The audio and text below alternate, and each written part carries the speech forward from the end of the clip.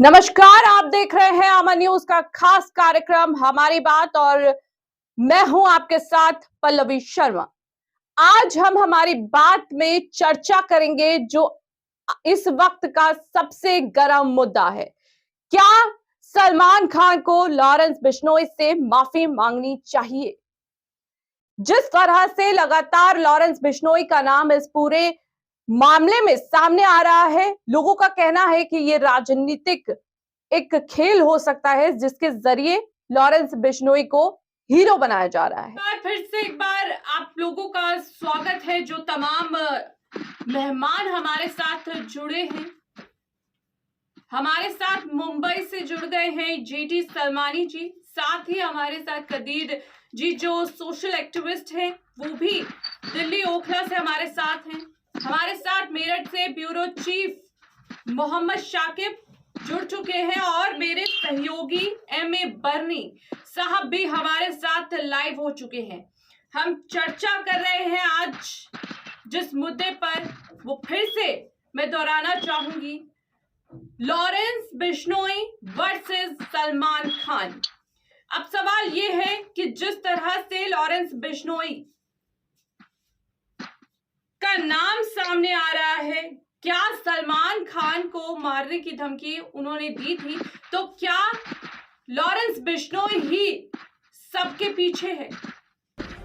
JD Salmani जी। जी पल्लवी जी, मुझे नहीं लगता है कि ऐसा कुछ है, क्योंकि बंबई में हर आदमी जैसे कमाने के लिए आता है ना, वैसे अपने साम्राज्य जमाने के लिए ऐसे काम यहाँ पे लोग करते हैं। जैसे बंबई में उनकी, क्योंकि बंबई हिंदुस्तान का आर्थिक राजधानी है, तो यहाँ अगर आदमी फेमस हुआ तो दुनिया में कहीं भी फेमस हो जाएगा। तो यहाँ फेमस होने के लिए कुछ तो आपको करना पड़ेगा। तो ये सब चलते रहते हैं। या बॉम्बे में ऐसे हमेशा पता नहीं कितने लोग आए और गए। लेकिन अगर आपको याद हो, जो मीडिया से लॉरेंस बिश्नोई ने जेल के अंदर से एक इंटरव्यू दिया था, उसमें लॉरेंस बिश्नोई ने ये कहा था कि अगर मुझे फेमस ही होना है, लाइमलाइट में आना है, तो मैं सलमान खान को ही क्यों टारगेट करूंगा।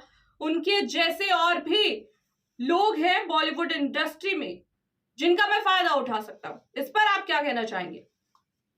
बिल्कुल बिल्कुल बिल्कुल उठा सकते, क्योंकि आजकल हर चीज करना बिल्कुल पॉसिबल है। कोई चीज अब ऐसा नहीं है कि आपको किसी चीज से डर लगेगा।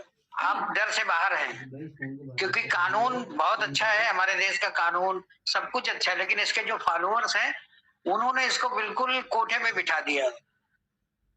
कुछ भी आप कर सकते हैं, कुछ भी सोच सकते हैं, आपको आजादी है। वरना एक बंदा जिसको सजा हो चुकी हो, जेल में है, और उसकी बातें मीडिया रिलीज कर रही है, या कोई चीज अगर किसी के खिलाफ कोई बोल देता है, उसके पैर में गोली मार दी जाती है कि इसने गलत बात बोली। इतनी बड़ी बातें बोल के इतने देश में हंगामा मचाने के बाद वो बंदा सुरक्षित है, उसकी हिफाजत की जा रही है, मतलब एक सिक्योरिटी गार्ड में लेके जाया जा रहा है जी। तो अब शराफत और ये सब अब कुछ मतलब आपको समझने में देर नहीं लगी। भारत में दो टाइप के लोग हैं, गोडसे को मानने वाले, गांधी को मानने वाले। गांधी के मानने वाले ज्यादा है, गोडसे के मानने वाले तो 1% भी नहीं है। तो उनकी ऐसी कोई बातें नहीं है, बस वो करेंगे कुछ ना कुछ, क्योंकि उनको कुछ ना कुछ करते रहना है। जी जी।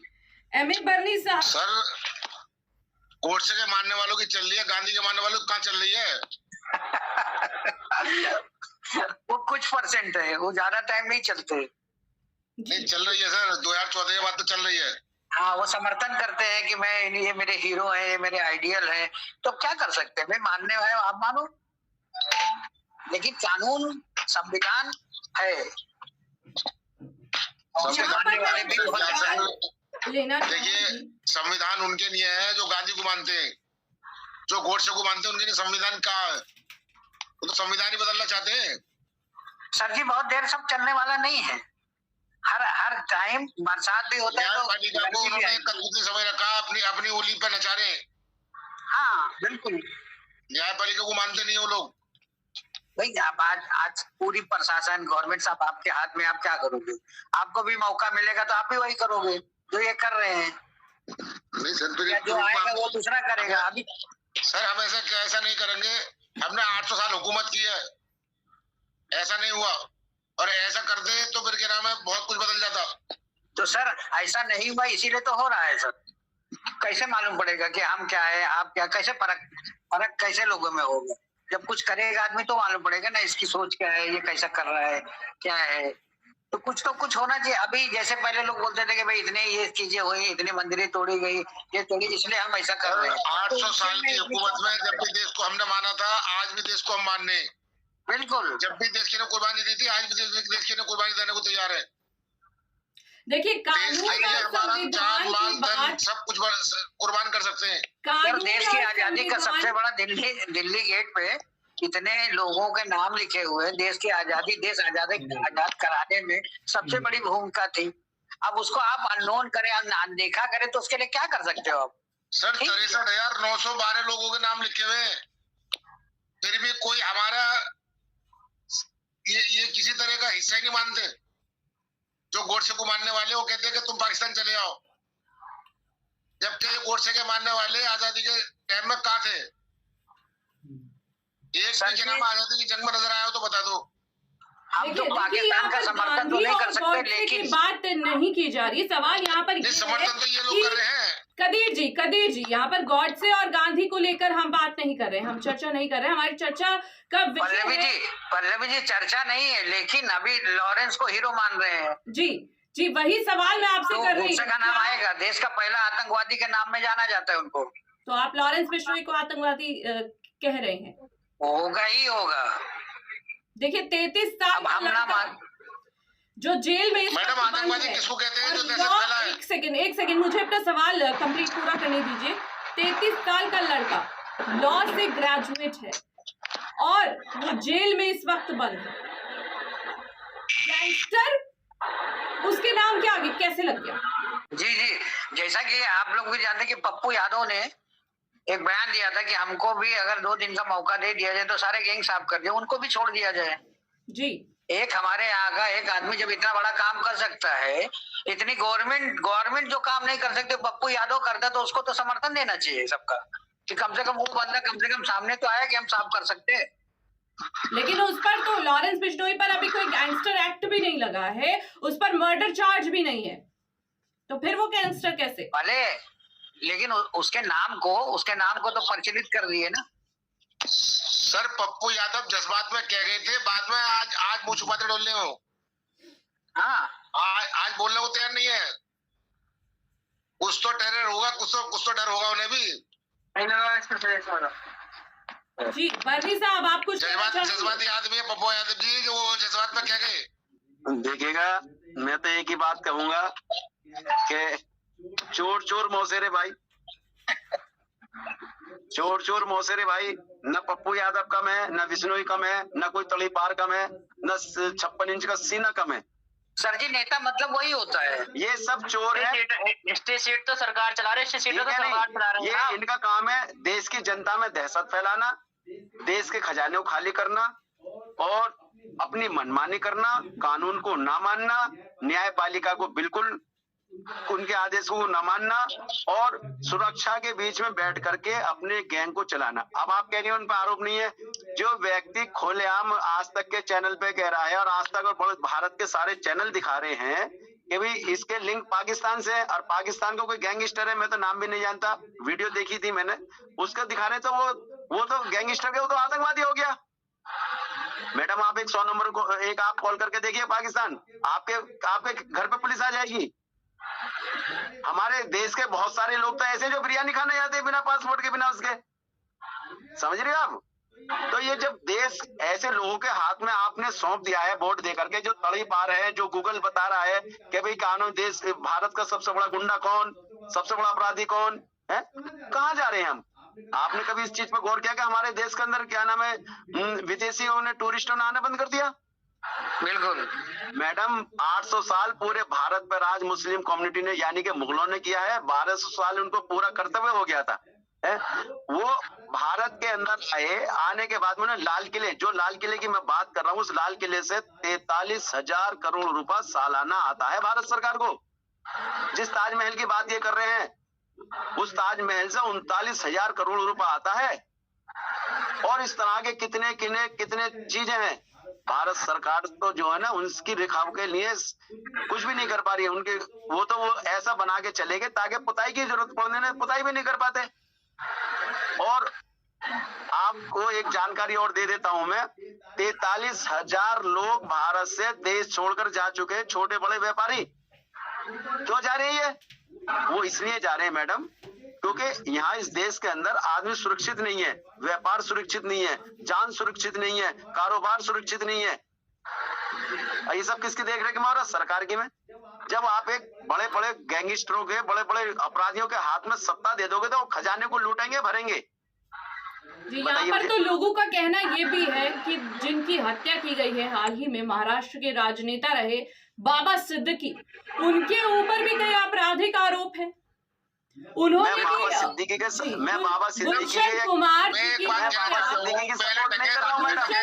एक सेकंड, मैडम पुलिस सिक्योरिटी में हत्या हो रही है। आज जगह खुला, सरकारों बैठ गए। अब तो पुलिस तो हो जाए बंद, अपराधी खुल जाए। बोल रही हो? जो अपराधी थे वो एमपी बन गए, एमपी होने के बाद में मर गए। जो विधायक थे वो मर गए, सिक्योरिटी में मारे जा रहे हैं आज की डेट में, क्योंकि आम आदमी तो भग जाता है जंगल में, कहीं अड़ोस पड़ोस में। अब ये क्या करते हैं? पकड़ लेते हैं उसको। पकड़ने के बाद में उसको मरवा देते हैं। सुप्रीम कोर्ट के अंदर अतीक अहमद ने लिख के दिया था कि मेरी जान खतरे में। क्या हुआ? पुलिस सिक्योरिटी में मारा उसे। अंसारी ने कहा कि मुझे जहर दे के मार दिया, जहर दे के मार दिया।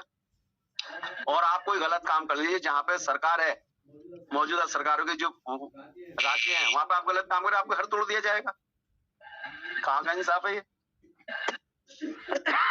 और सबसे बड़ी बात यह है कि हम जो कमा रहे हैं उसमें से 80% छीना जा रहा है, लूटा जा रहा है टैक्स के नाम पे। वो पैसा कहाँ जा रहा है? सर मैं 10 मिनट में हाजिर होता हूँ। उसमें वो पैसा कहाँ जा रहा है? ये सरकार नाकामी कर रही है और ये नाकाम सरकार है।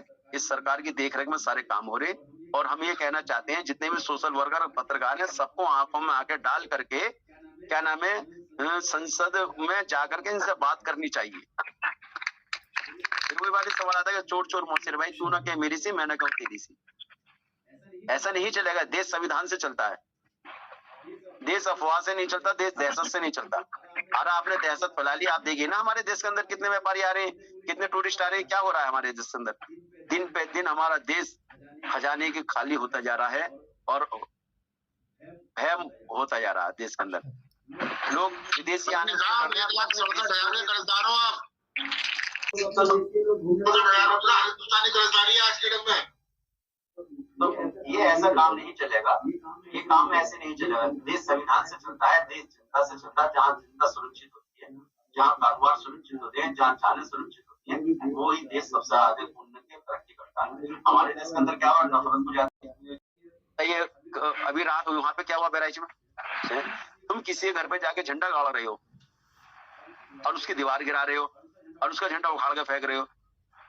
ये क्या का कानून है? लेकिन उसकी सजा हत्या, ये भी तो गलत है ना सर? हत्या किसने करी? कोई प्रूफ है? गोली लगी, आपने अभी देखा था क्या? अभी आपने एक चैनल ने खुलासा किया था कि हमें 2 घंटे की पुलिस ने छूट दी थी। जिनकी हत्या की गई, उनकी पोस्टमार्टम रिपोर्ट आई, जिसमें ये साफ हुआ कि उन्हें गोली लगी है। गोली मार दी तो गोली किसकी? पुलिस की भी तो हो सकती है गोली उनके साथ वालों की भी तो हो सकती है, गोली किसी पड़ोसी की भी तो हो सकती है। गोली पे नाम लिखा था, किसने चलाई है? और गोली एक व्यक्ति ने चलाई तो उस आदमी को सजा होनी चाहिए, चौराहे पे फांसी पे लगाना चाहिए था, या उसको कानून सजा देता। उसके चक्कर में तुमने पूरी कॉलोनी उजाड़ दी। कितने लोग हाय लोग हैं आप? ये हाय बेकार नहीं जाने के मैडम। बिल्डोजर तो आम हो चुका है, बिल्कुल आम। एक तरफ तुम बिल्डोजर चला रहे हो, एक तरफ तुम गैंगस्टर को बिठा के क्या नाम है धमकियां दिलवा रहे हो, एक तरफ देश के अंदर माहौल पैदा करवा रहे हो। ये क्या तरह देश चला रहे हो? सरकार चला रही हो? सरकार चलती है क्या ऐसे? तो ये सरकार आज एक बात बताएं, आज किसी कम्युनिटी को आप किसी कम्युनिटी को आज टारगेट बना रहे हो ना, तो कल तुम भी नहीं रह पाओगे। एक शेर है नवाज देवबंदी का, फूस का घर देखने वाले, अगला नंबर 13 है। ठीक है ना। तो ये घर जो चल रहे हैं ना, फूस घर सबके हैं। आज बुलडोजर किसी कम्युनिटी में चल रहा था, कल दूसरी कम्युनिटी में चलेगा। शाकिब जी, किसी क्या के जगह नहीं है। पूरे देश के हालात को देखकर ऐसा कहा जा सकता है कि 90s का दौर फिर से आ गया है? एक गैंगस्टर जेल में बैठा हुआ है और वहां से पूरा वो जला रहा है। पूरे हिंदुस्तान को उन्होंने दहशत का मोल फैला दिया। पुलिस भी सोई हुई है। पुलिस सिक्योरिटी में रहती है। आदमी गोली लग जाती है, पुलिस देखती रह जाती है कि गोली चल गई, गोली लग गई। एक फिल्म चलती है पूरी की पूरी, शतरंज। तो मैडम सरकार बिल्कुल कोई काम नहीं कर पा रही है सही से। और जो सरकार सही काम करे तो ये कोई बड़ी बात नहीं है ये गैंगस्टर पैंगस्टर सरकार के लिए। सरकार 1 मिनट में मिट्टी में मिलाने का काम करती है। अरे सरकार अपनी पाए तो, लेकिन आए कैसो जब सारे अभी बंडी साहब ने कहा था चोर चोर चचेरे भाई, मौसेरे भाई, मौसेरे भाई, मौसेरे भाई, चोर चोर मौसेरे भाई। हाँ। ये सरकार की नाकामी का नतीजा है मैडम। आरओसी कांड भी इनसे नहीं खुल पाया और उन्होंने पूरे देश में दहशत बचा दी। उस टाइम की जवान लड़कियों को, बच्चियों को लोगों ने दहशत के मारे घर से को बहुत सारों ने तो स्कूल से छुड़वा लिया। जी कदीर जी कुछ कहना चाह रहे हैं। जी कदीर मैम, आपका सवाल ये है कि आप कह रहे हो कि सरकार की नाकामी है। आप ये बताओ, अतीक अहमद का जो मर्डर हुआ था, सुरक्षा के बीच हुआ था वो रात का टाइम था।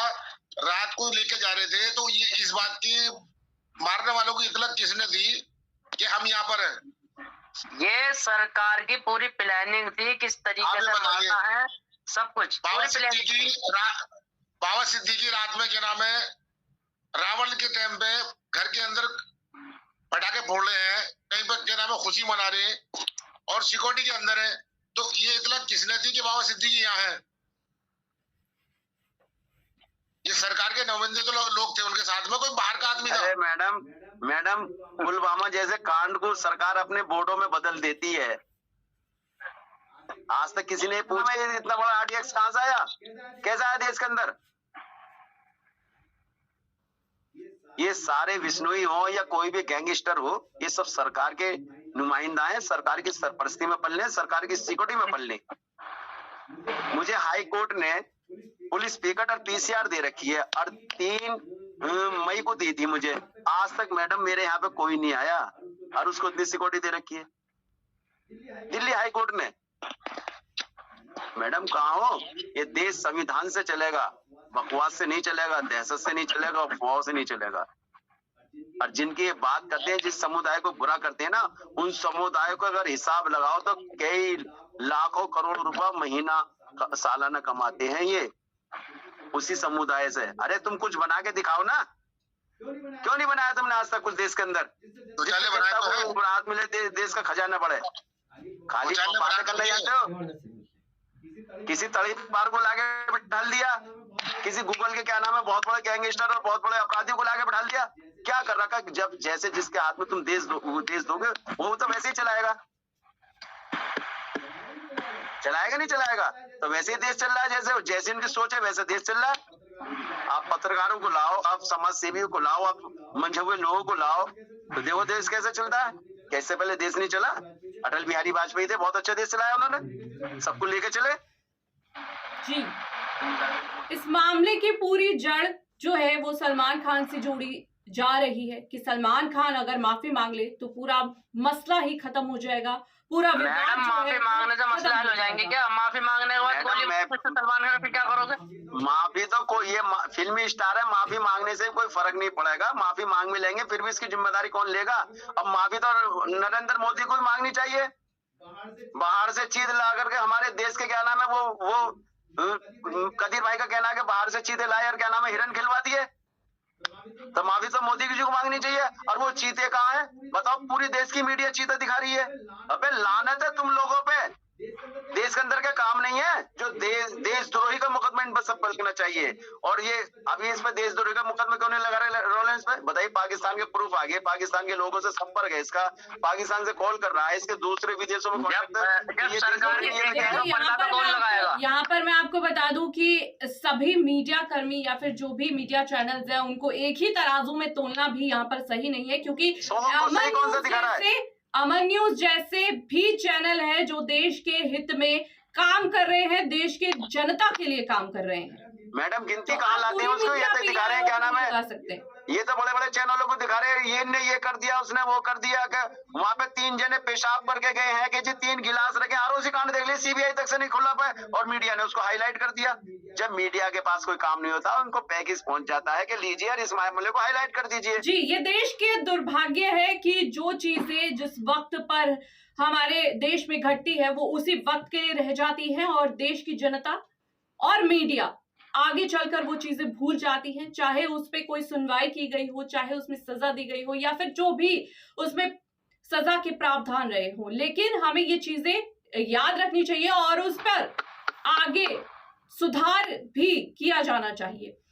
इसी चर्चा के साथ मैं आपसे विदा लेती हूँ। शुक्रिया, हमारे साथ तमाम मेहमान जुड़े और अपनी बात उन्होंने, तो जिस तरह से हमारे साथ तमाम मेहमान जुड़े थे, आप लोगों ने उन्हें सुना और जिस तरह से उन्होंने अपनी प्रक्रिया रखी, ये देश के ऊपर एक बड़ा सवाल है, देश की सुरक्षा के लिए, देश की जनता की सुरक्षा के लिए, कि पुलिस प्रशासन कमजोर नजर आता है या फिर जेल में बैठे इस तरह के गैंगस्टर ज्यादा मजबूत है, ज्यादा ताकतवर है। अब ये सोचना आपको है, देश की जनता को है। फिलहाल इस चर्चा में इतना ही। ऐसे ही एक और मुद्दे के साथ हम फिर जुड़ेंगे। तब तक के लिए आप देखते रहिए अमर न्यूज का खास कार्यक्रम हमारी बात।